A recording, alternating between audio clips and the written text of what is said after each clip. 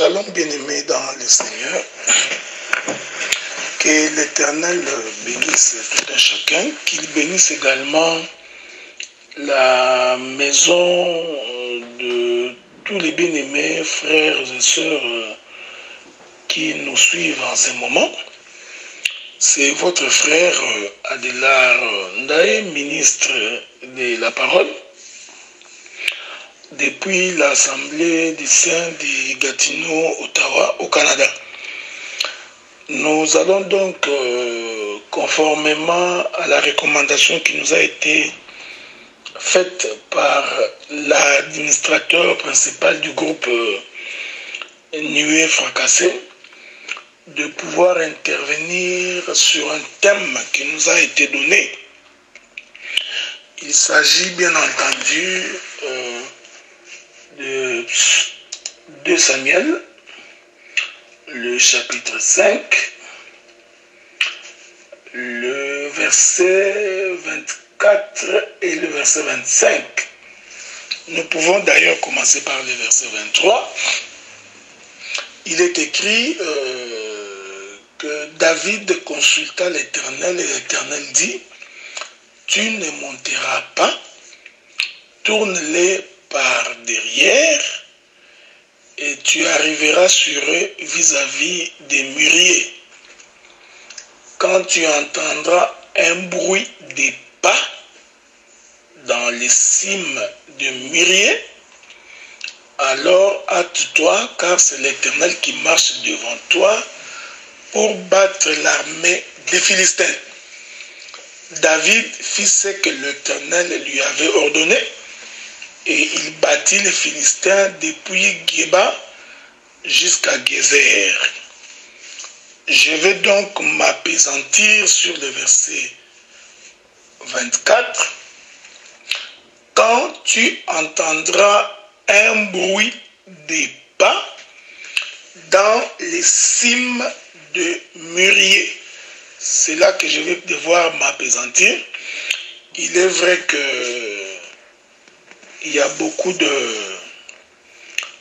prédicateurs aussi éloquents, des habiles écrivains qui m'ont précédé autour de ce thème, donc qui ont également enrichi notre entendement, ils ont enrichi notre compréhension et notre connaissance de la parole.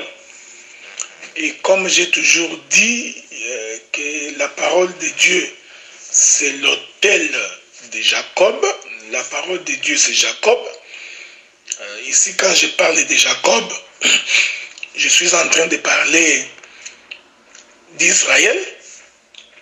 Or, cette maison de Jacob est composée de 12 pierres.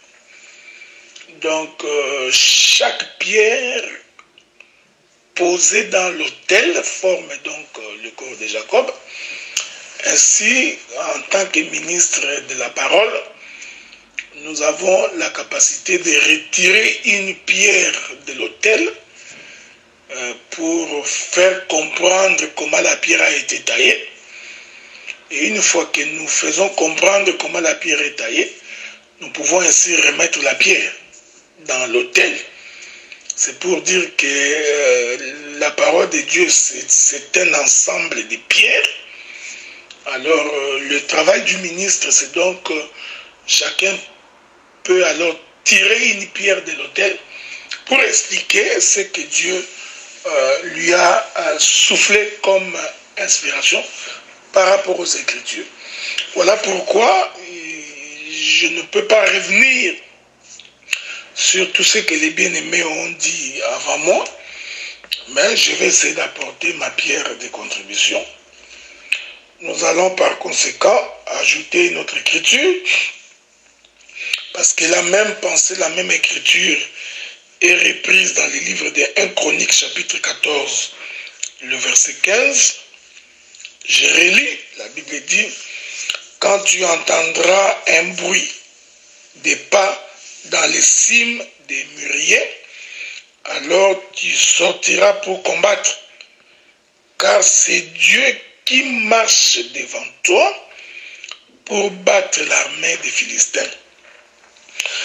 Donc, commençons d'abord par définir ce que c'est, qu'est-ce qu'on entend par les cimes. Je voudrais ici prendre une écriture pour définir les cimes. Nous sommes dans Psaume chapitre 68, le verset 16. L'Écriture dit, montagne de Dieu, montagne des bassins, montagne aux cimes nombreuses, montagne des bassins. J'ajoute le verset 17. Pourquoi montagne aux cimes nombreuses? Avez-vous de l'envie contre la montagne que Dieu a voulu pour résidence? L'Éternel n'en fera point sa demeure à perpétuité. Lorsque nous lisons ces Écritures, nous pouvons donc facilement comprendre que lorsque nous parlons des cimes, nous sommes en train de parler du lieu élevé. Ok? Donc, par cime, il faut entendre le point le plus élevé quand il s'agit d'une montagne, selon les livres des psaumes. Ce qui est, nous allons comprendre ça plus tard lorsque nous toucherons Samuel, le livre de 2 Samuel. Donc, selon le livre des psaumes dans son chapitre 68, verset 16 et verset 17, le psalmiste nous fait comprendre qu'en réalité, par cime, nous comprenons les sommets. Ce que ça veut dire. Donc, c'est la tête de la montagne. C'est la tête du corps. Ainsi, bien aimé dans le Seigneur, ça va donc nous être plus facile de comprendre que lorsqu'on parle de... lorsque la Bible dit dans 2 Samuel chapitre 5, verset 24, que tu entendras un bruit des pas dans les cimes des mûriers, il faut comprendre que par là, on nous fait saisir que les cimes de mûriers, en réalité, représentent la tête des mûriers. Ici, l'écriture noir sur blanc nous fait comprendre que les mûriers est un arbre. Les gens qui ont fait un peu de la biologie, ils comprendront que les mûriers ou le mûrier est un arbre qu'on dit généralement unisexué, c'est-à-dire c'est un arbre qui comprend à la fois les gamètes mâles et les gamètes femelles. Donc ça, il faut aller consulter la science pour avoir cette information-là. Mais les mûriers ou le mûrier lui-même, c'est un arbre. Donc lorsqu'on parle des cimes des mûriers, on est en réalité en train de parler de la tête des arbres. C'est très important ce que je dis là. C'est pourquoi je voudrais que vous reteniez ces choses pour comprendre la pensée de l'Écriture. Parce qu'ici, David doit aller combattre ses ennemis. Il doit donc aller combattre les Philistins. Et Dieu lui essaie de lui faire comprendre de quelle manière il aura les dessus sur ses ennemis. Il dit, eh bien, tu les surprendras par derrière, mais pour que tu saches à quel moment attaquer, il faut que tu entendes les bruits des pas. Mais ces bruits des pas, tu l'entendras aux cimes des mûriers. Ces précisions-là sont très importantes pour comprendre les choses de Dieu. Parce que ça va nous permettre de définir les bruits et ça nous aidera également à comprendre le bruit des pas. C'est pourquoi je commence d'abord par expliquer ce que c'est les cimes sur le mûrier. C'est ce que la Bible dit. Les cimes de mûrier. Donc, vous comprenez, par cime, il faut comprendre que c'est le sommet. Okay? Donc, ça, vous pouvez aller consulter si vous avez le temps. allez-y consulter la science. Vous aurez plus de détails là-dessus parce qu'on vous donnera la définition de ces choses-là pour comprendre la pensée de l'Écriture. C'est pourquoi j'ai commencé par vous donner l'écriture des psaumes, parce que psaumes nous parle des les cimes des montagnes. Et par là, nous comprenons que cela veut tout simplement dire les sommets de la montagne. Ok? Or, les sommets de la montagne, c'est justement la tête de la montagne. Donc, si vous voulez avoir la définition de la cime, donc allez consulter la science pour avoir une idée exacte. On vous dira que littérairement, par cime, on entend l'extrémité supérieure, le plus souvent pointu d'une montagne, des arbres ou les points les plus élevés. Ok? Donc par les cimes, on entend le point le plus élevé, c'est-à-dire l'extrémité d'une montagne, selon les livres des psaumes. Donc, par la cime, nous comprenons le sommet ou l'extrémité d'une montagne selon psaume.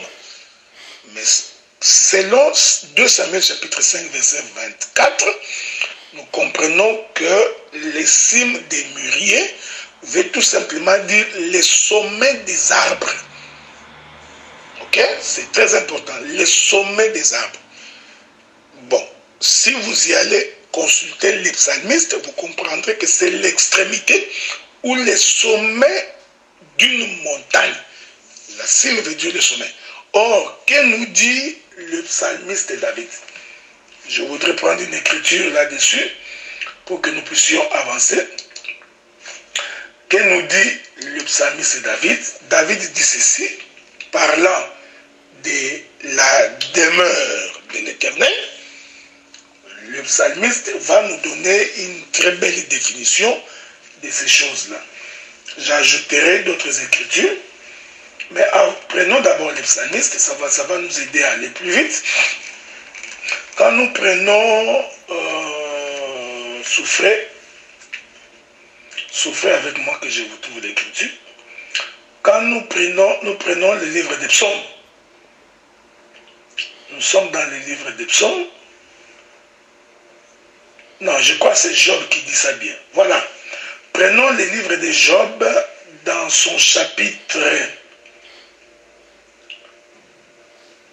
39. J'ai beaucoup d'écriture, hein? Donc, prenons d'abord Job chapitre 2. Non, Job chapitre 39, le verset 31. Job chapitre 39, le verset 31. La Bible dit, c'est dans les rochers qu'il habite qu'il a sa demeure. Sur la cime des rochers, sur les sommets des monts. Avez-vous remarqué cette écriture, bien-aimés dans le Seigneur? L'Éternel répondant à Job. Vous savez que Job a souffert pendant des années. Maintenant, il cherchait que Dieu puisse répondre à ces questions. Maintenant, Dieu, pour répondre à ces questions, Dieu va s'arranger de répondre à Job en présentant les animaux. Alors que Dieu, parlant des animaux, Dieu parlait de lui-même. C'est ainsi que Dieu, pour répondre à cela, il va donc commencer dans les livres de Job, chapitre 39. Je vais donc commencer par le verset 29. L'Éternel dit, est-ce par ton intelligence que l'épervier prend son vol et qu'il étend ses ailes vers le midi? Est-ce par ton ordre que l'aigle s'élève et qu'il place son nid sur les hauteurs? C'est dans les rochers qu'il habite qu'il a sa demeure, sur la cime des rochers, sur les sommets des monts.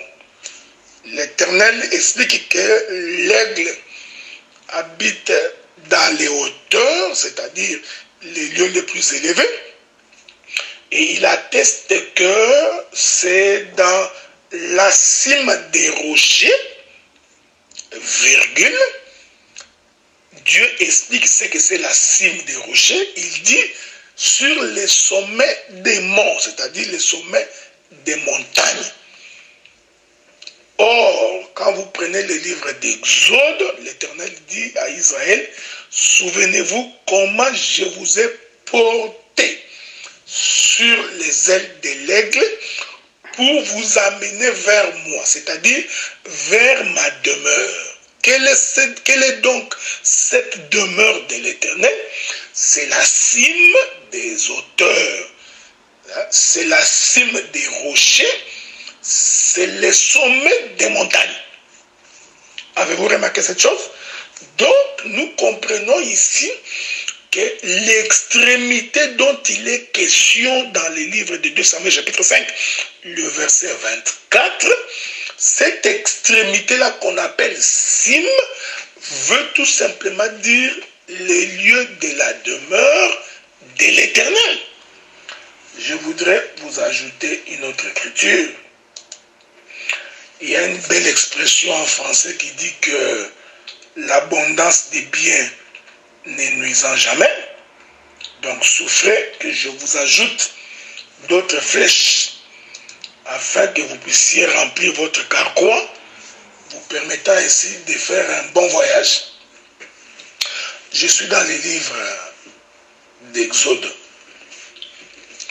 Je prends les livres d'Exode, le verset 19, le verset 20, le verset 19, dans le chapitre 19, le verset 20.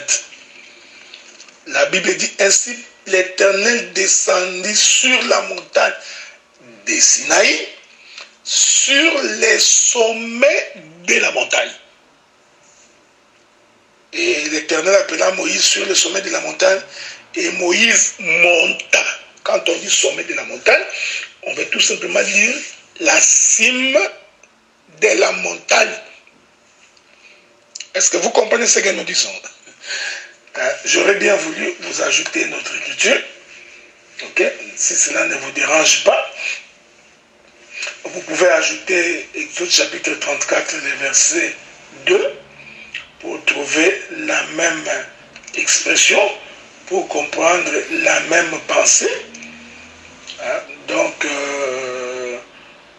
je peux également, si vous voulez, avec votre permission, ajouter d'autres écritures. Attendez, je vais vous en trouver deux autres, si le Seigneur le permet. Nous pouvons également vous souvenir, vous rappeler, Ésaïe chapitre 2, le verset 2.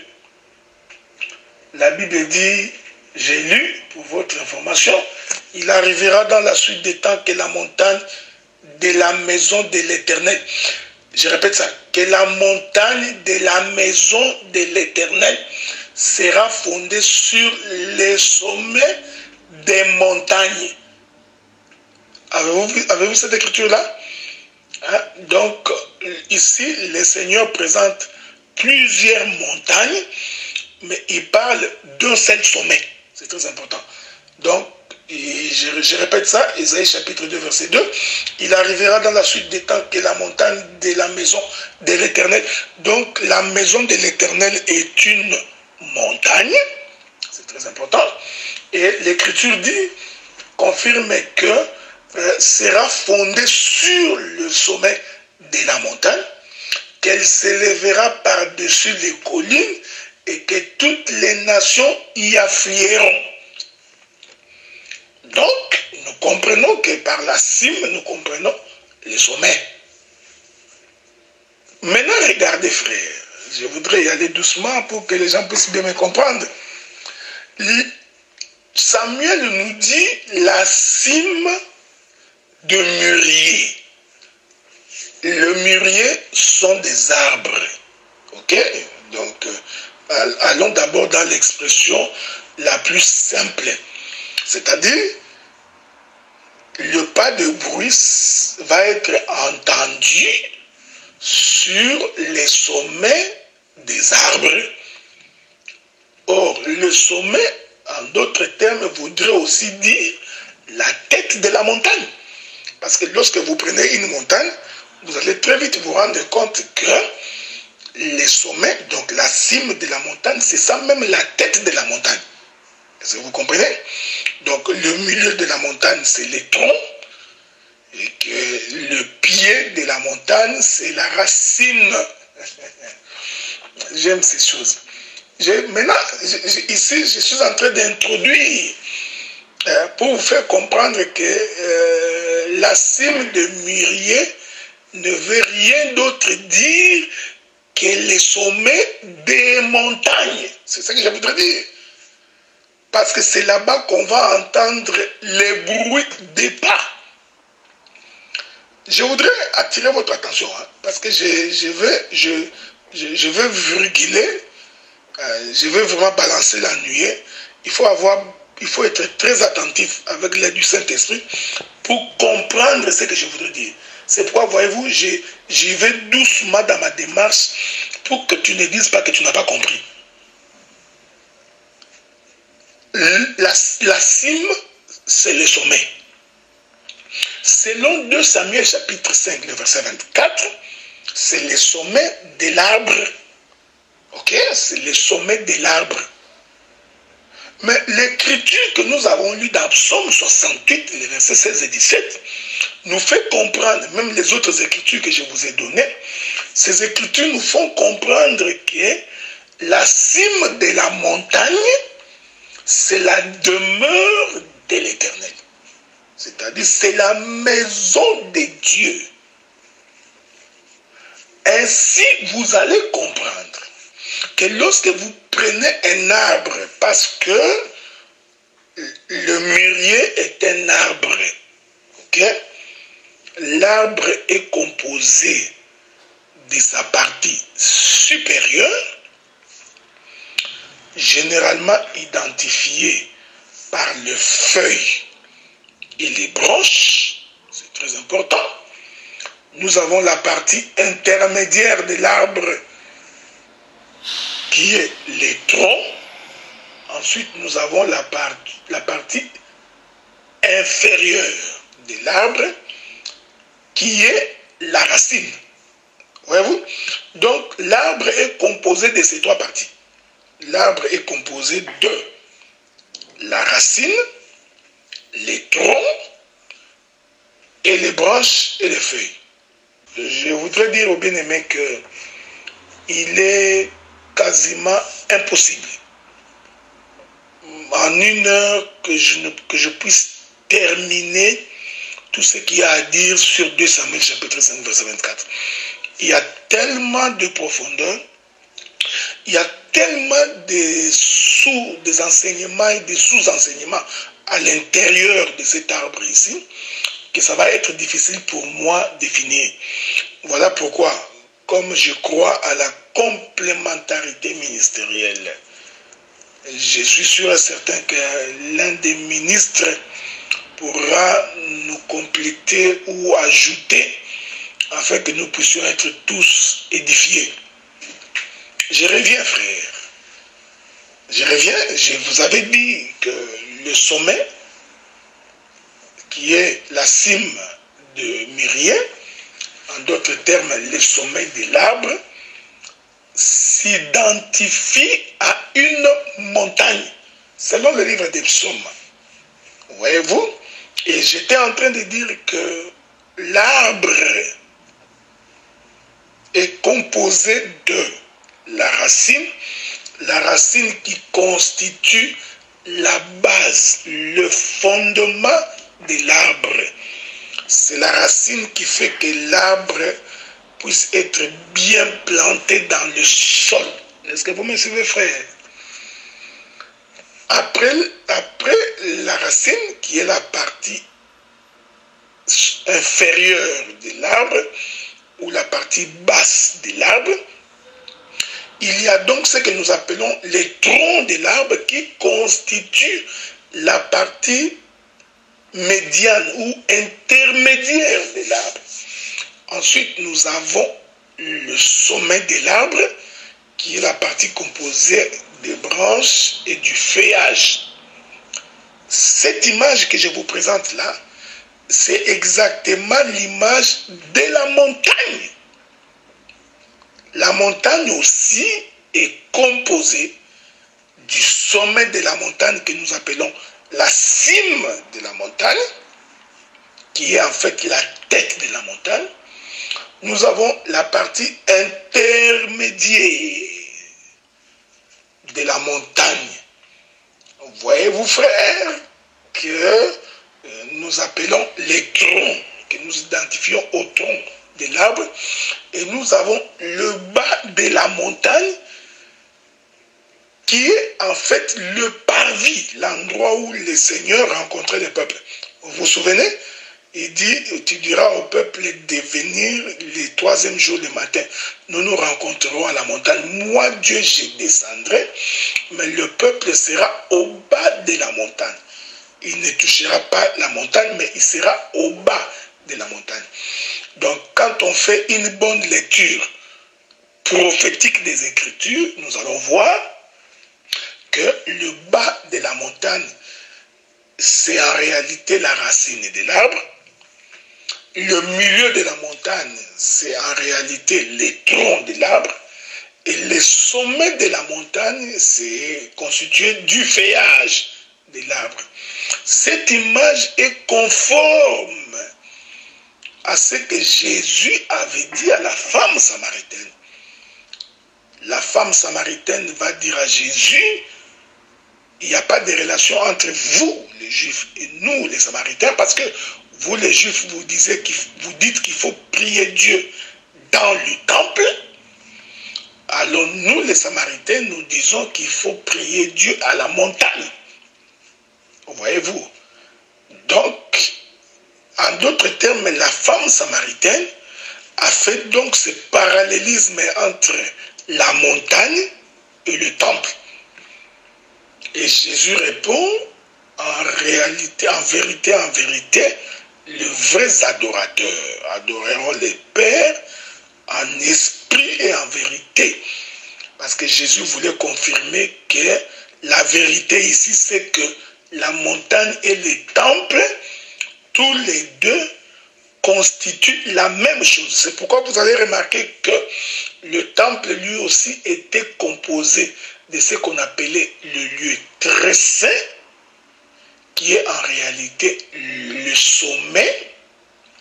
J'aime ces choses. Donc, qui est en réalité la partie supérieure de l'arbre. Nous avons le lieu saint, la partie médiane. Est-ce que vous voyez ces choses? La partie intermédiaire que j'identifie au tronc de l'arbre. Et nous avons le parvis, qui est la partie extérieure du temple. C'est cette partie-là qui touche la terre. C'est la partie qui est en contact avec le peuple. Avez-vous remarqué?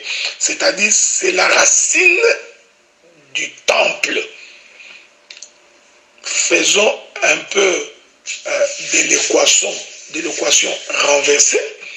C'est-à-dire, si vous prenez un temple, vous le mettez debout, vous allez voir que le temple va être comme une montagne, comme un arbre, dont le lieu saint va être le sommet, et que le lieu saint va être la partie du milieu, et que le parvis va être la partie d'en bas.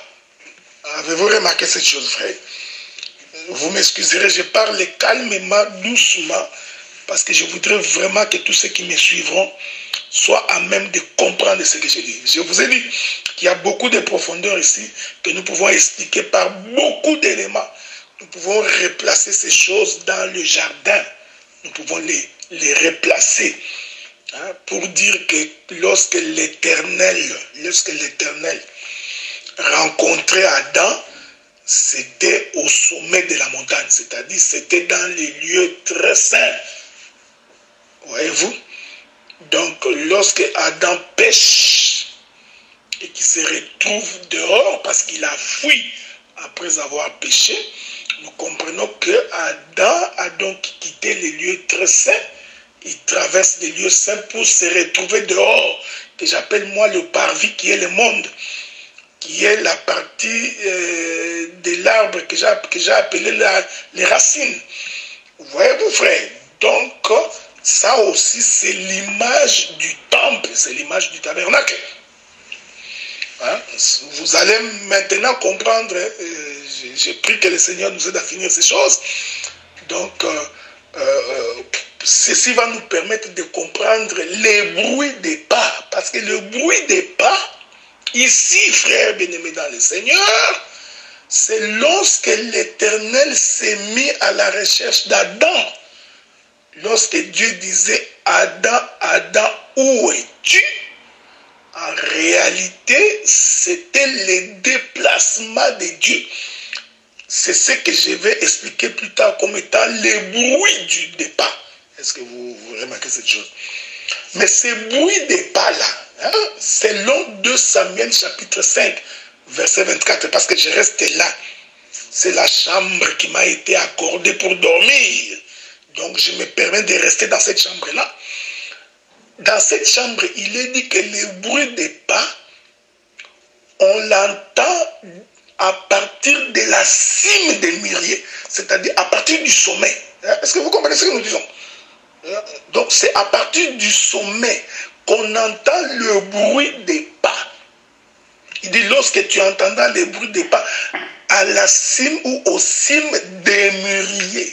Donc nous comprenons que le bruit des pas devrait s'entendre depuis les sommets. Voyez-vous, frère? C'est-à-dire depuis les lieux très saints. C'est à ce moment-là que le bruit des pas vont commencer. Bon,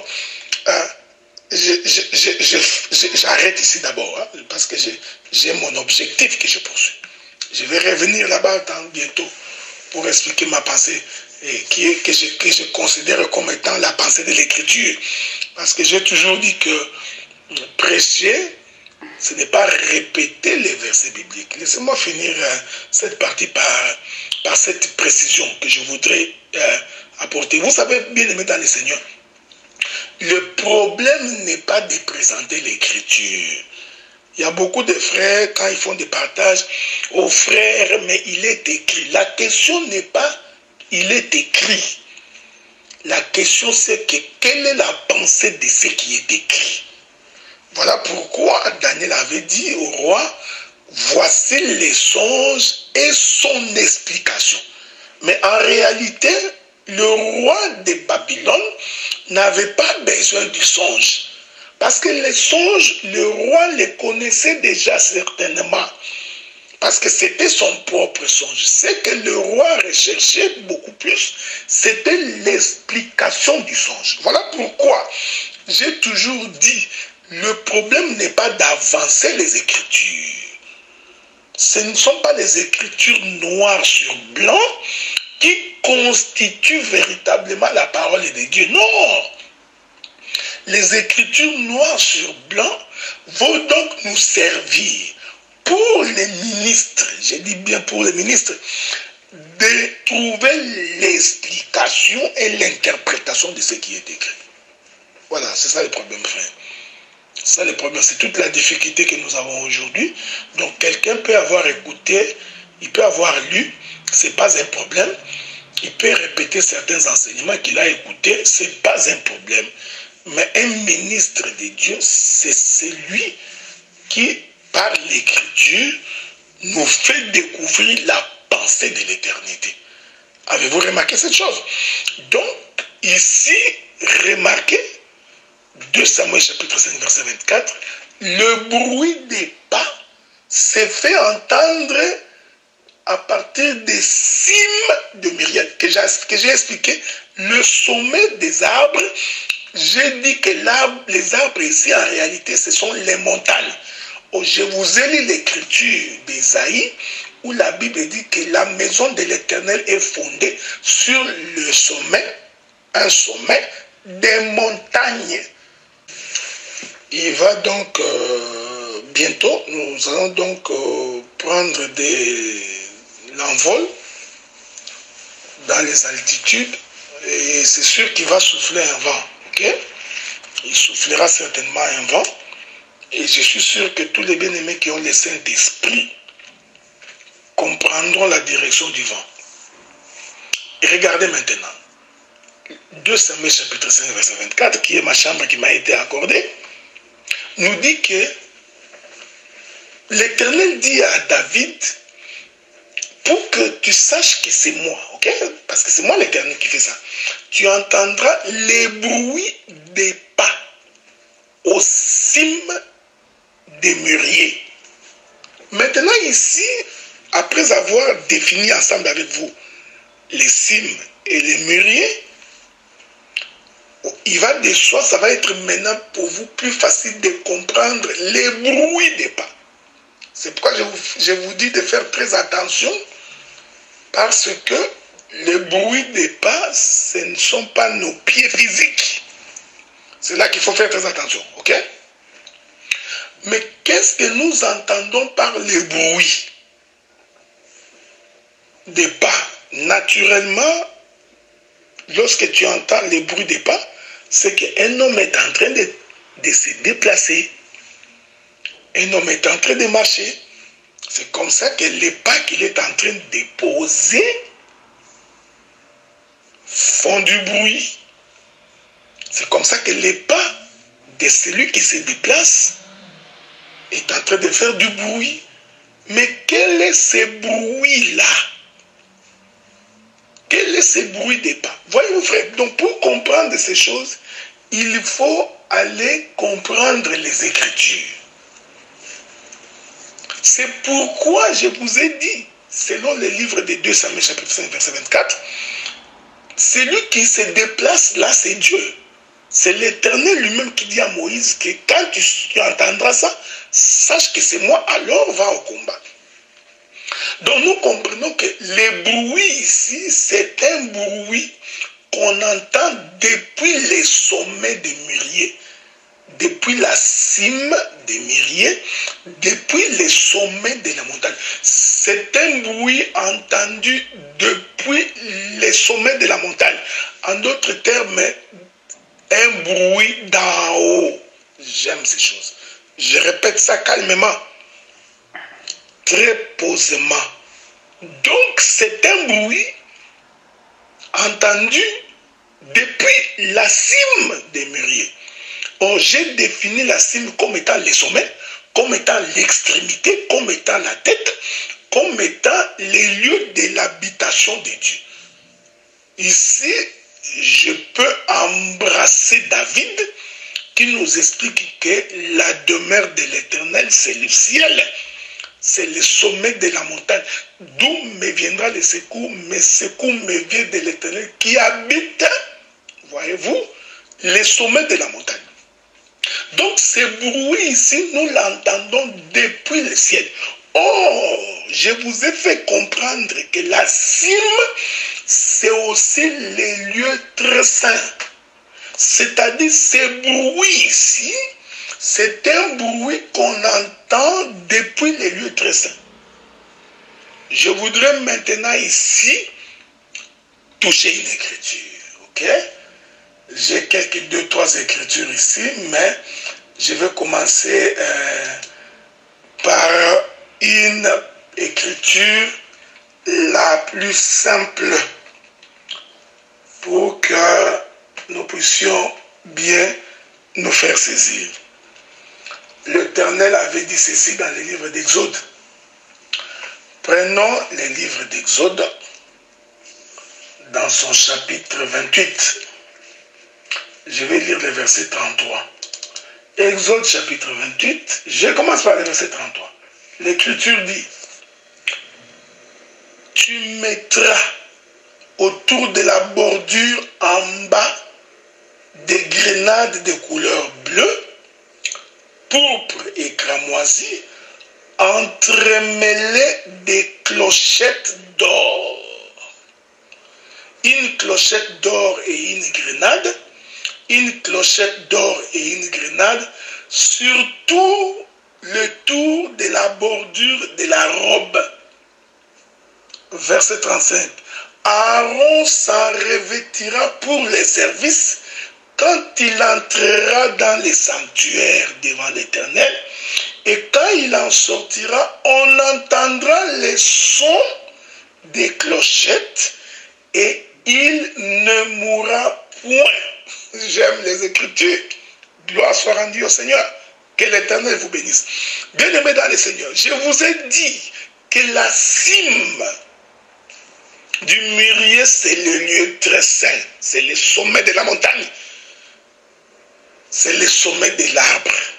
Maintenant, dans le livre d'Exode, lorsque l'Éternel donnait à Moïse les recommandations pour les vêtements sacerdotaux du souverain sacrificateur, il dit ceci: tu mettras sur la robe d'Aaron, au bas de sa robe. Ici, je vous dispense encore la notion du bas, parce que le bas de la robe, c'est là où se trouvent les pieds.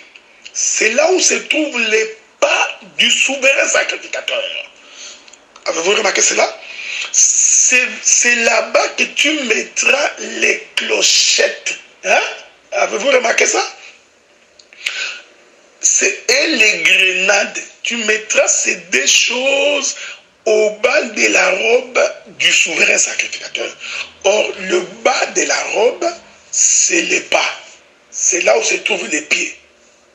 Ne perdez pas de vue que l'écriture, notre chambre de base, c'est que les bruits des pas.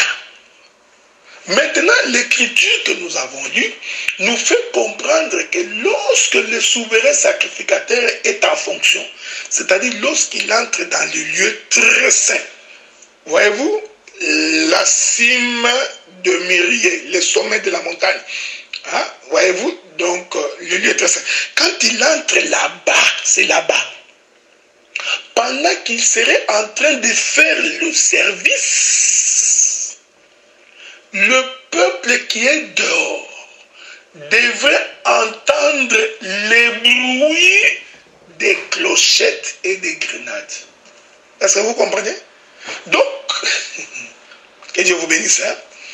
Donc, nous comprenons que les bruits des pas dont il est question dans 2 Samuel chapitre 5, verset 24, en réalité, c'est le travail du souverain sacrificateur dans les lieux très saints. Est-ce que avez-vous remarqué ça? C'est-à-dire, que fait le souverain sacrificateur dans les lieux saints? Il est en train d'amener le peuple pour que le peuple soit agréé. Hein? Donc, ce que le souverain sacrificateur est en train de faire dans le lieu très saint, il est en train de répandre la cendre des animaux sacrifiés sur l'autel des sacrifices, c'est-à-dire sur le propitiatoire, afin que l'Éternel puisse agréer le peuple. Je répète ces choses. Donc, ce qui se passe dans le lieu très saint, en réalité, c'est la même chose qui s'était passée dans le parvis. Parce que, écoutez bien, amis dans le Seigneur, que le Saint-Esprit vous aide à comprendre ces choses. Dans le parvis, c'est le lieu où le peuple venait pour sacrifier leurs animaux. C'est là-bas que les sacrificateurs sacrifiaient les animaux pour que le peuple soit agréé, pour que Dieu agrée le peuple. Voyez-vous, en d'autres termes, le parvis, c'est les... J'aime ces choses faites. Donc, le parvis, c'est Golgotha. Hein? C'est le lieu de la mort. Hein? Mais, l'Éternel a fait en sorte que ce qui se passe au parvis soit aussi répété dans les lieux très saints. Pourquoi? Parce qu'après qu'on ait égorgé l'animal, et qu'on ait sacrifié l'animal, et qu'on ait brûlé l'animal sur l'autel, le souverain sacrificateur va répandre la cendre, qui en réalité n'est que le sacrifice. Hein? Le sacrifice de ce qui était brûlé. Donc, il récupère seulement le même sacrifice. Qu'est-ce qu'il fait le souverain sacrificateur? Il va maintenant amener cette cendre pour aller répandre ça sur l'autel du parfum. Donc, ce qu'il a fait au parvis, il va le répéter dans le lieu très saint. Je répète ça, c'est-à-dire que ce qui se passe au bas de la montagne va se répéter au sommet de la montagne. Avez-vous remarqué ça? Donc, ce qui se passe aux racines de l'arbre doit se répéter au sommet de l'arbre. Donc, maintenant, le souverain sacrificateur va entrer dans les lieux très saints. Pendant qu'il fait ces services-là, le peuple écoute les clochettes et les grenades qui font du bruit. Donc, les bruits ici que nous avons dans le livre de 2 Samuel chapitre 5 verset 24, ces bruits-là, en réalité, c'est le travail du souverain sacrificateur. C'est-à-dire, c'est les clochettes et les grenades qui se trouvent au bas de sa robe, qui fait ces bruits. C'est alors que le peuple qui est dehors entend le son des clochettes et des grenades. Il comprend qu'il y a un travail qui s'est fait, lequel travail donne la victoire au peuple. Est-ce qu'avez-vous remarqué cette chose? Je ne voudrais pas ici entrer dans les détails pour expliquer la position de David par rapport à ces bruits. Parce que nous risquons de dormir ici, frère. Et j'explique que le bruit ici, c'est tout un service. C'est toute une tâche remplie par le souverain sacrificateur. Et j'ai dit que cette tâche remplie par le souverain sacrificateur, c'est fait dans le lieu très saint. C'est pour confirmer les bruits des pas aux cimes de Mérier. Parce que le bruit, on l'entend depuis les cimes de Mérier. J'ai expliqué toutes ces choses pour expliquer que c'est en réalité le ciel. C'est-à-dire, ces bruits-là, c'est un bruit entendu du haut des cieux. C'est-à-dire, c'est un service d'exaucement. C'est un service de rachat. C'est un service qui sanctifie l'homme. C'est ces bruits dont il est question. C'est pourquoi, tu vas remarquer, maintenant, je voudrais rentrer dans ce que je vous avais dit quand j'avais commencé dans le jardin. Remarquez que lorsque Adam a péché, la Bible dit qu'il fouilla loin de la face de Dieu. Il ne faut pas faire des raisonnements, il ne faut pas beaucoup imaginer. En réalité, Adam n'était que sorti de la maison. En fouillant, en péchant, pardon, et en fouillant, il est donc sorti de la maison. Voyez-vous? Or, le dehors de la maison, c'est le parvis, qui était la partie non clôturée. C'est la partie extérieure du temple, c'est la partie extérieure du tabernacle. Voyez-vous, frère? Donc, celui qui est au parvis, il est en dehors de la maison. Donc, il est en train de se préparer au parvis pour entrer dans la maison. Donc, quand Adam fuit, en réalité, il sort de la maison. Donc, il quitte les lieux saints, il traverse les lieux très... Non, il quitte les lieux très saints, il vient dans le lieu saint, ce qui n'est pas l'objet de mon intervention, parce que j'ai dit que Adam et Ève ont mangé le fruit de l'arbre de la connaissance du bien et du mal dans le lieu saint, ok? Mais ce n'est pas l'objet de mon intervention. Prière de ne pas me poser la question là-dessus, parce que ça risquerait de faire l'objet de notre enseignement. Une fois qu'ils ont mangé, ils vont fuir, donc ils vont se retrouver dehors, que j'appelle moi les parvis. Maintenant, l'écriture dit ceci. Nous allons lire cette écriture-là. C'est toujours bien pour une bonne compréhension. Rentrons dans le livre de Genèse. Pour lire cette écriture-là, voici ce que le prophète Moïse nous dit. Je suis dans Genèse chapitre 3. Je vais donc essayer de commencer par le verset 7. L'Écriture dit, les yeux de l'un et de l'autre s'ouvrirent, ils connurent qu'ils étaient nus, ayant cousu des feuilles de figuier, ils s'enfirent des ceintures. Alors ils entendirent la voix de l'Éternel Dieu. Avez-vous remarqué ça? Ici, j'explique que la voix de l'Éternel Dieu, c'est ça le bruit des pas. Parce que Dieu venait pour visiter Adam. Donc, Dieu s'est déplacé pour visiter Adam. Suivez-moi attentivement. C'est-à-dire que l'Éternel est venu dans le lieu très saint, le lieu de rendez-vous avec Adam. Il s'est rendu compte qu'Adam n'était pas. Alors, Dieu commence le travail de la rédemption d'Adam. Parce que le travail de la rédemption commence depuis la demeure de Dieu. Avez-vous remarqué ces choses? Donc, ici, l'Écriture nous dit, j'ai lu, alors ils entendirent la voix de l'Éternel qui parcourait le jardin vers le soir. Donc, la voix marchait, la voix parcourait le jardin. J'aime ça. Voyez-vous, frère, c'est ça le pas, c'est ça le bruit de pas. Donc, le bruit de pas n'est rien d'autre que la voix de l'Éternel qui parcourt le jardin.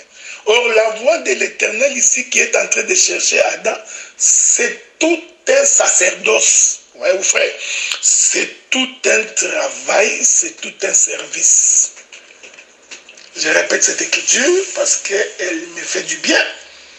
Ils entendirent la voix de l'Éternel qui parcourait le jardin le soir. L'homme et sa femme se cachèrent loin de la face de l'Éternel, au milieu des arbres du jardin. J'aime ces choses.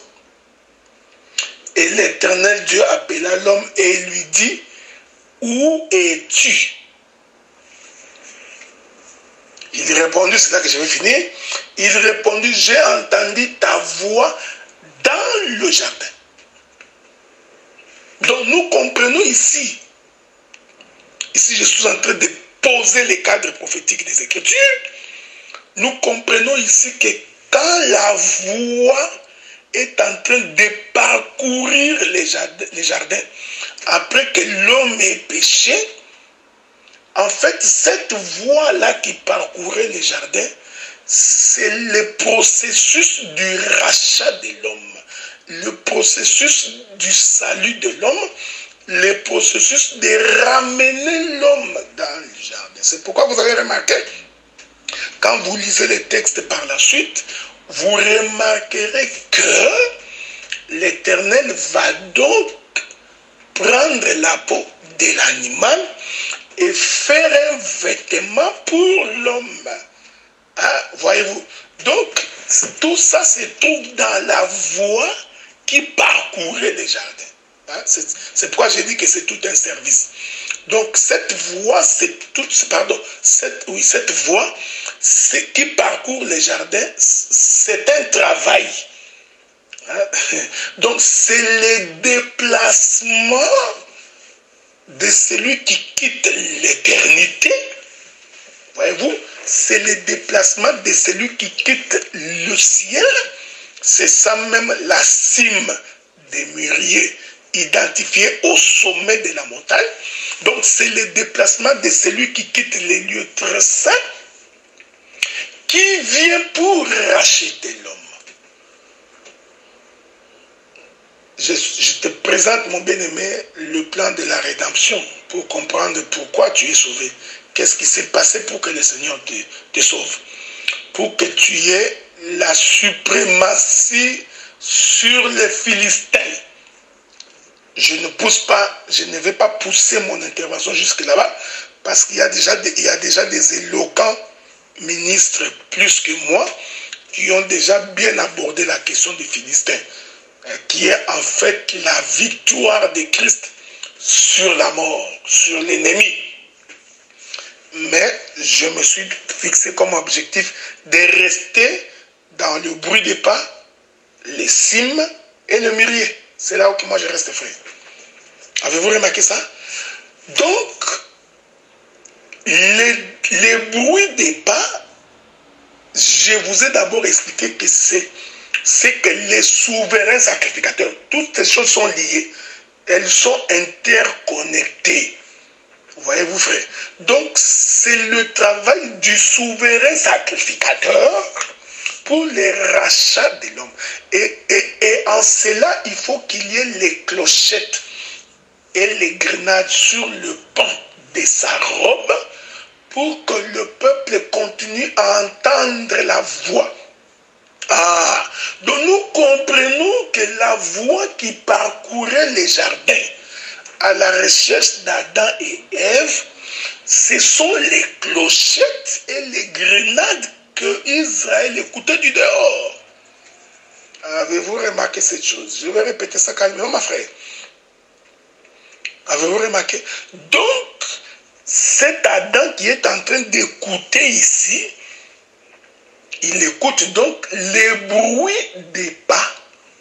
C'est ce que David devait entendre. J'aime ces choses. Et vous savez, frère, je vous avais dit qu'il y a beaucoup de choses à dire ici. Hein? Parce qu'il faut aussi expliquer pourquoi Dieu a dit à David, tu le combattras par derrière. C'est très important ce que je dis là. Mais que Dieu nous fasse grâce. On en parlera si Dieu nous prête vie. Remarquez donc que la voix qui parcourt les jardins, c'est ça le bruit des pas. Ok? Et vous allez comprendre que lorsque nous parlons des pas, nous sommes en train de parler des pieds. Donc, j'aime ça. Donc, les pieds ici, quand l'Éternel se déplace avec ses pieds, nous comprenons que les pieds ici, en réalité, c'est la montagne de Golgotha. C'est-à-dire, c'est le lieu de la mort. C'est pourquoi je vais vous lire une autre écriture. Hein? Parce qu'avec les écritures, nous avons moins de problèmes avec vous. Prenons l'écriture, je crois que ça devrait être l'écriture d'Apocalypse. Si je ne puis me tromper, qu'est-ce qui est écrit dans les livres d'Apocalypse? Allons très vite. Hein? Souffrez, hein? Je vais aller trouver cette écriture pour vous très très vite.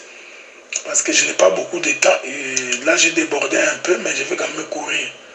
Il est écrit ceci dans les livres d'Apocalypse, dans son chapitre 1er, le verset 15. Nous lisons.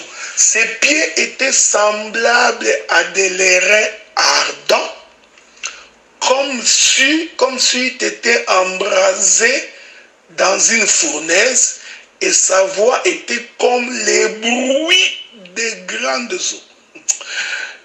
Ouais, frère, les Écritures sont tellement parfaites. On présente ici Jésus-Christ, on dit que ses pieds, hein, parce que les pas, c'est par les pieds qu'on sent. Mais écoutez ce que la Bible dit. Hein. La Bible dit que ses pieds sont semblables à des reins ardents. Or, pour comprendre les reins, souvenez-vous, lorsque Israël pécha contre l'Éternel dans le désert, l'Éternel leur envoya des serpents brûlants. Mais pour ôter cette malédiction, Dieu dit à Moïse, tu te feras un serpent d'airain. Ok? Je suis en train d'expliquer les pas, le bruit des pas. Tu te feras un serpent d'airain. Et le prophète Jean vient confirmer, il dit, de la même manière que Moïse éleva le serpent d'airain dans le désert. Ah, donc le serpent d'airain que Moïse avait fait, ce serpent a été élevé. Ah, or, le serpent élevé, vous comprenez frère, c'est la cime des montagnes. Est-ce que vous comprenez?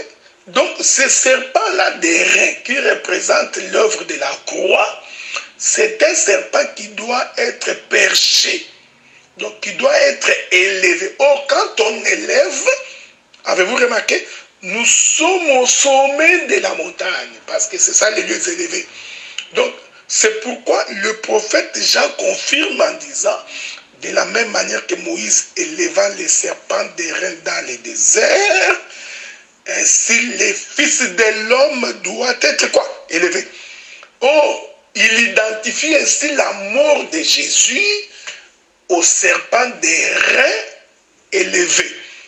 Jean, le même Jean, dans l'Apocalypse, il vient nous faire comprendre que le pied de Jésus était semblable à de l'airain embrasé par le feu. Oui, beaucoup de choses. Embrasé par le feu, vous comprenez que c'est l'œuvre de Golgotha. Et il dit, sa voix était comme le bruit des grandes eaux. Ah? Bon, est-ce que je finirai? Je suis en train de me poser la question, est-ce que je finirai? J'aime ça. Donc, le bruit des pas ici, frère, en réalité, c'est le déplacement de l'Éternel. Donc, c'est le bruit des grandes eaux. Je vais entamer la dernière partie. Je m'excuse parce que je ne finirai pas. Ok? Je suis en train d'atterrir, malgré moi, parce qu'en fait, je ne peux pas finir ce thème. Expliquons pour conclure les bruits des pas. Apocalypse chapitre 1er, le verset 15. Ses pieds étaient semblables à de l'airain ardent, comme s'il a été embrasé dans une fournaise, et sa voix était comme le bruit des grandes eaux. Je vous avais dit que Adam et Ève ont entendu la voix de l'Éternel qui parcourait les jardins. J'ai dit que cette voix qui parcourait les jardins, c'est ça le bruit des pas. Et j'ai expliqué que par le pas, nous comprenons les pieds, et par les pieds, nous comprenons l'œuvre de Golgotha. Oh, souvenez-vous, je vous ai dit dans l'une de mes précédentes interventions, que le sacrifice s'est fait d'abord au parvis, ce qui est la partie extérieure du tabernacle ou du temple, mais une fois qu'on récupère la cendre, on l'amène dans le lieu très saint pour mettre cela sur l'autel du parfum. Est-ce que vous remarquez? Donc, en d'autres termes, pour mettre cela entre les propitiatoires. Donc, je ne voudrais pas ici entrer dans les détails. L'autel du parfum se trouvait-il dans les lieux très saints ou il se trouvait dans les lieux saints? Hein?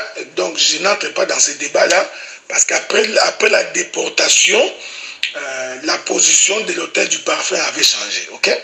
Mais disons, dans les termes les plus clairs, entre les propitiatoires, là où on venait répandre la cendre. Donc, vous allez remarquer que ce qui s'est fait au parvis, c'est fait aussi en même temps dans le lieu très saint. Donc, j'ai expliqué que le parvis, c'est le bas de la montagne.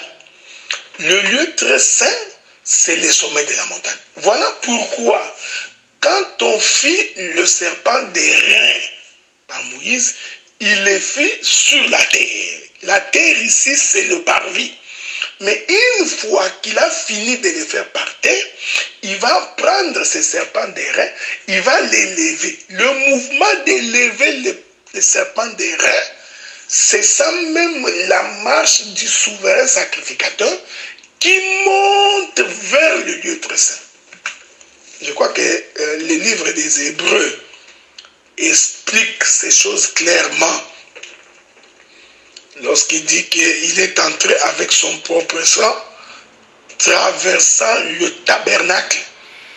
Il traverse, en partant du lieu du parvis, il traverse le lieu saint jusqu'au lieu très saint. Le livre des Hébreux explique ces choses clairement. Donc, nous comprenons maintenant que lorsque l'Écriture parle du bruit de ses pas, l'Écriture parle du déplacement du souverain sacrificateur. Or, le déplacement du souverain sacrificateur, c'est un déplacement pour la rédemption, pour les rachats. C'est pourquoi j'ai dit tous ces bruits de pas-là, c'est tout un service. C'est pourquoi tu vas remarquer. C'est là que j'en viens maintenant. Pour que tu comprennes ces choses. C'est pourquoi tu remarqueras que lorsque l'Éternel fixe à Israël rendez-vous à la montagne de Sinaï, il leur dit, vous laverez vos vêtements et le troisième jour, nous nous rencontrerons. N'entrons pas dans les détails parce que vous connaissez ces choses.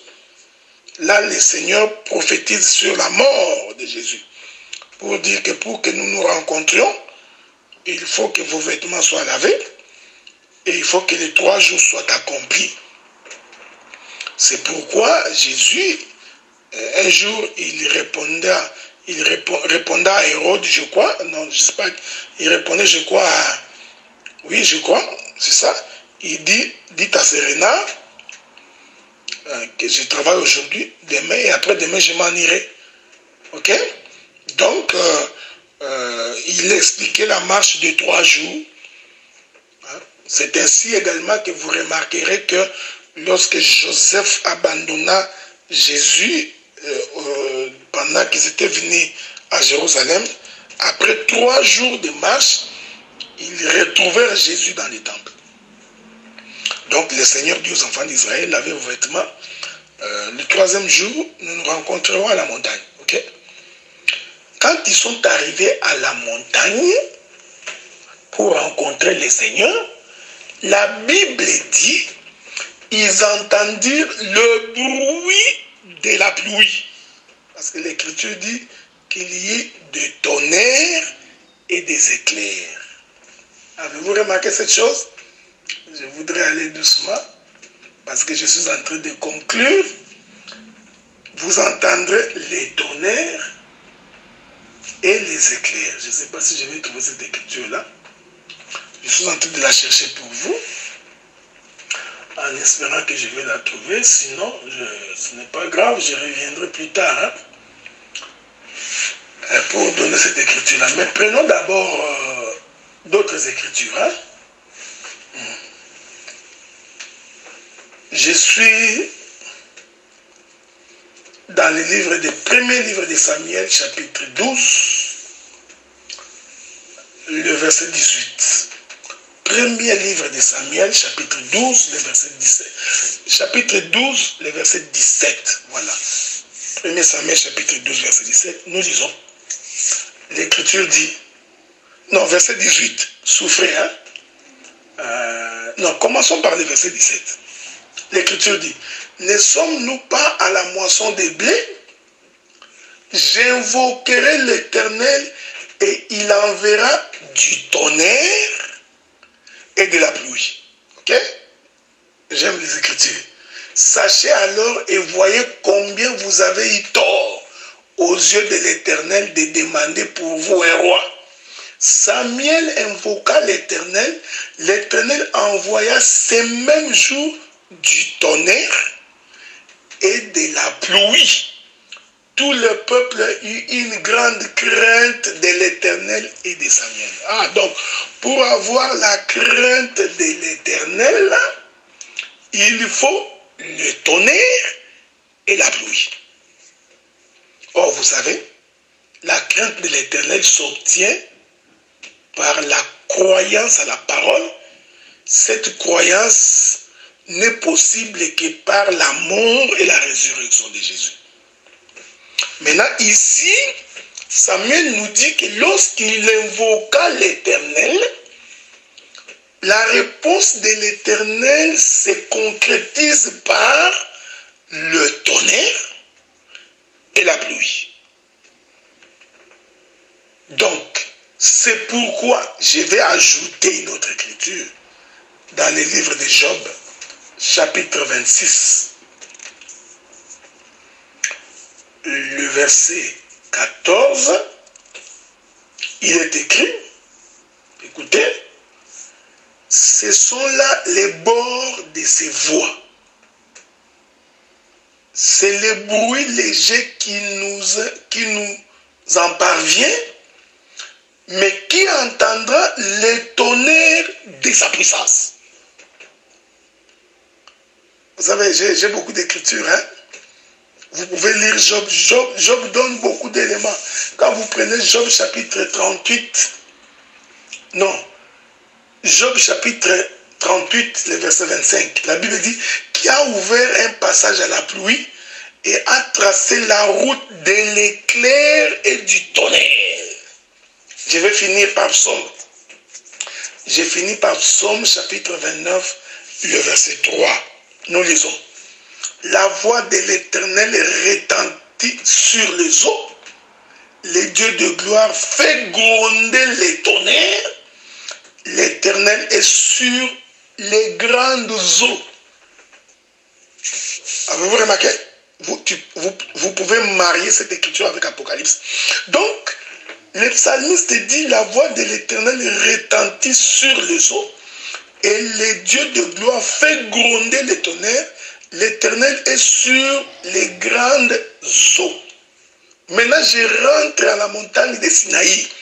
Lorsque l'Éternel convoqua Israël, du sommet de la montagne, du haut des cieux, pour attester que Dieu était en déplacement, les pieds de l'Éternel, pour annoncer que Dieu s'est déplacé, Israël a entendu les tonnerres, les éclairs et les tremblements de terre. Voyez-vous?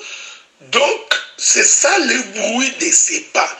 Donc, Dieu était en mouvement. L'œuvre du rachat venait de commencer.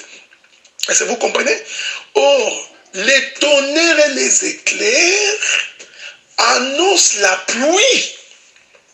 Est-ce que vous comprenez ce que nous disons? Donc, quand le ciel est en train de gronder, hein, donc le ciel est en train de rugir, en réalité, c'est la pluie qui s'annonce. C'est ça que j'appelle, moi, les bruits des grandes eaux. Oh, la pluie, c'est ça même les saluts de l'humanité.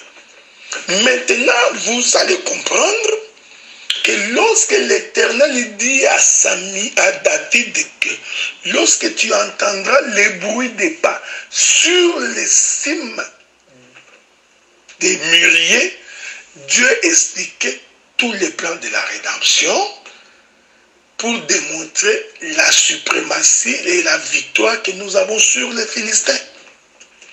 Ici, David va donc représenter tout un peuple. Il représentera à la fois les deux sacerdoces, et de Moïse et le sacerdoce royal avec Jésus-Christ, qui nous accorde la victoire sur l'ennemi. Voilà, bien-aimés dans le Seigneur, je vous ai dit que le thème est grand. Il est donc impossible pour moi de finir tout ça, parce qu'il y a tellement de choses à dire, et que ça va être très difficile pour nous de finir tout ça. Nous allons donc mettre un point-virgule en ce qui nous concerne, en espérant que là où nous sommes limités, les autres ministres pourront intervenir pour apporter leur pierre de contribution. Ainsi, je m'en vais remercier l'administrateur principal du groupe et pour l'opportunité qu'il m'a accordé de vous parler. Je remercie également vous tous, frères et sœurs, qui m'entendraient, et que le ciel vous soit favorable et que le porte de l'éternité de Dieu vous soit ouverte afin de bénéficier de sa bénédiction. Et c'est là dans le précieux nom de Jésus.